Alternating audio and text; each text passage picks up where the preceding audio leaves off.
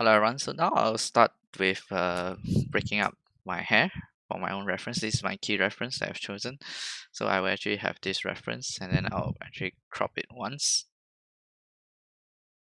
And then I'll save this out one time as a crop copy. And then I'll also start to create a breakdown of this hair shape as you've seen in DannyMac's tutorial. So we should get a shape of the silhouette first. So I'll just use my blue color to grab all the silhouettes. Actually, let me use my lasso.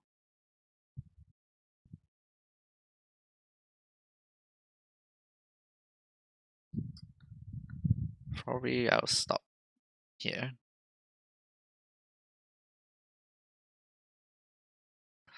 Okay, so this part here I'll contain all my silhouettes. And maybe this strand over here.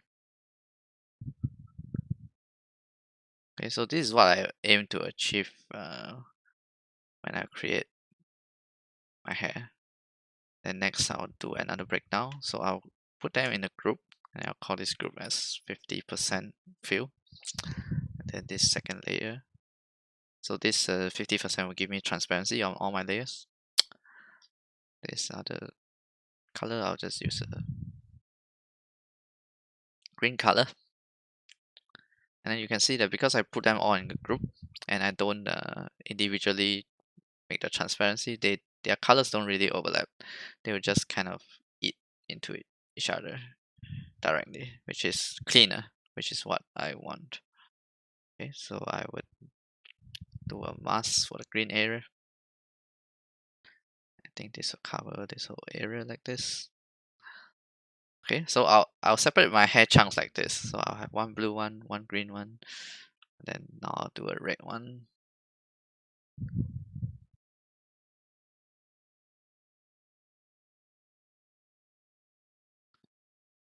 I'll do a red chunk here.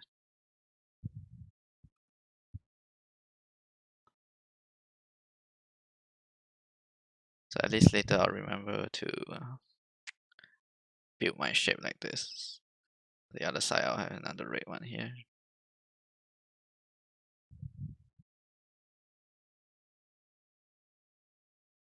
Thing like this. Okay, so we can, so these few colors are kind of like my main shape. And then I'll make one purple color for the other side here. So so this side, the hair is longer, but it's also a big chunk. So I'm going to have two big chunks in front of the green forehead. So this is how I would break up my hair. It's gonna make more sense to me this way. And I would, if you're new to making hair, you should definitely do this step because it's gonna help you visualize later when you were to do the actual sculpting itself. So take some time out and try to understand this process. So now I'll use a yellow color. I'll start adding secondary hair. So this is my secondary hair. I'm gonna have another secondary hair here. I'm gonna have one more secondary hair here. Of course, we don't need to be exact, but we need to have an idea of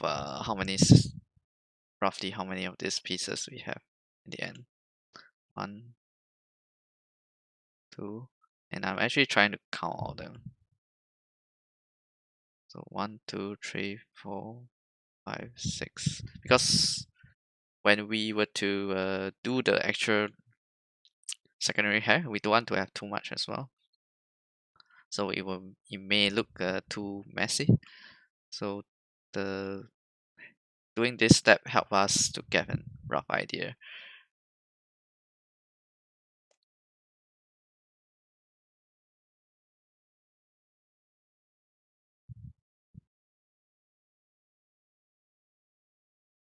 So I guess this is all the really thin strands. 1, 2, 3, 4, 5, 6.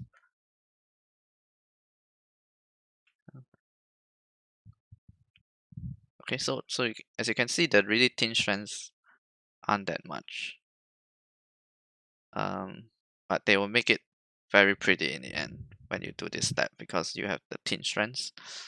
And a lot of people also ask me, how do you paint hair?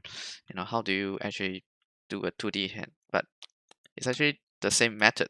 When you do your painting, you layer them, and then you have a variety of different strands. So the orange one, the thinnest one, they are going to make it thin.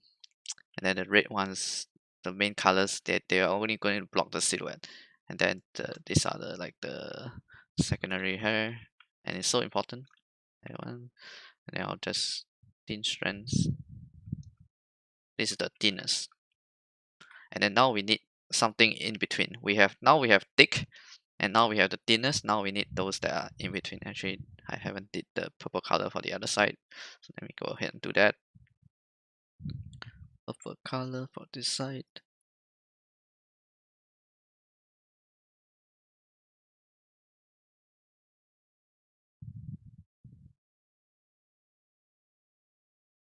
Okay, so it's gonna make sense to me. Okay, so now we have the main chunks. So these four colors are the main chunks, main hair chunks, which is like the silhouette. Okay, maybe I should just call it silhouette. Main hair's silhouette. And then these are the thinnest hair.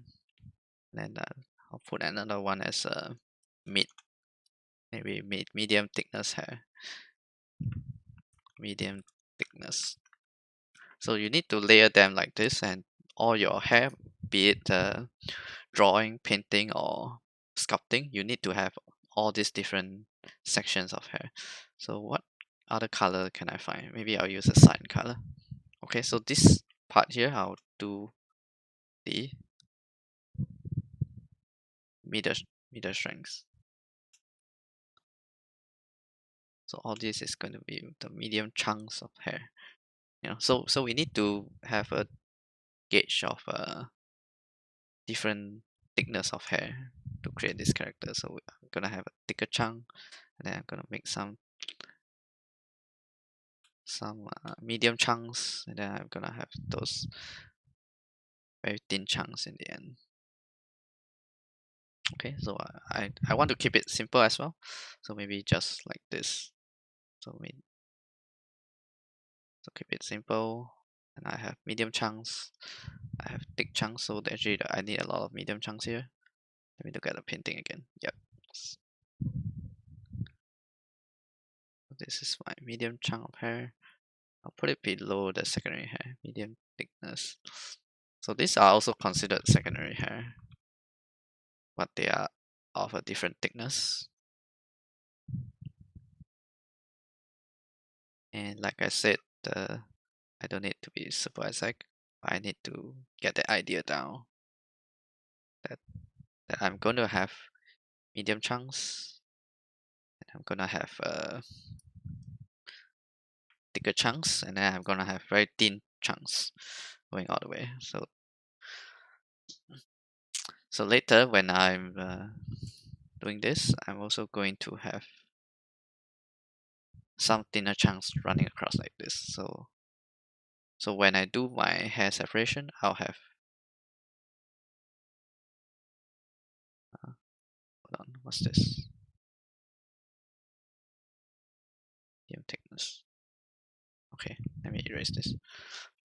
So I will have classification of different areas to work with. So all this light blue color hair, I'll use a DannyMac brush, because that gives me 4 thin hair in one go. And DannyMac's method was pretty good. So I'll add secondary hair like this.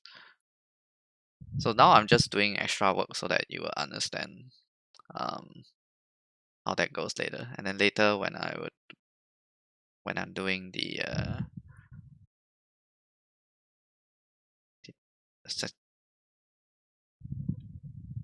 back part of the hair, I'll do something like this as well. So I'm gonna have hair that comes like this, and then also some from top. So I don't want it to be too much either.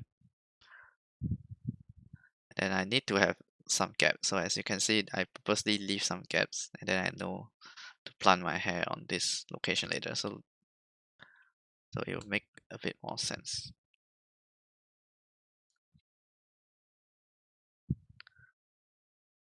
Okay, so something like this. All right, so once I have something like a breakdown like this, I'll be more confident to start my my uh, my painting, my sculpting later. And maybe also would be good if you take some time to analyze how the direction of this hair flow. So for example, this one that goes this direction, this hair goes this direction, this hair goes this direction.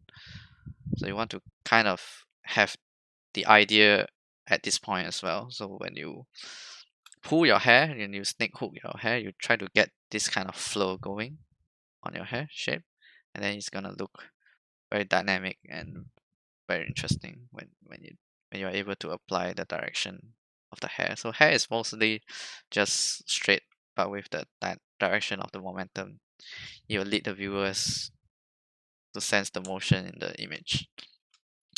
Right. So I hope you do some of this step and then get a better idea of the breakdown of the hair, your own hair, on your reference before you start. All right. So I'll see you guys next time. Bye bye.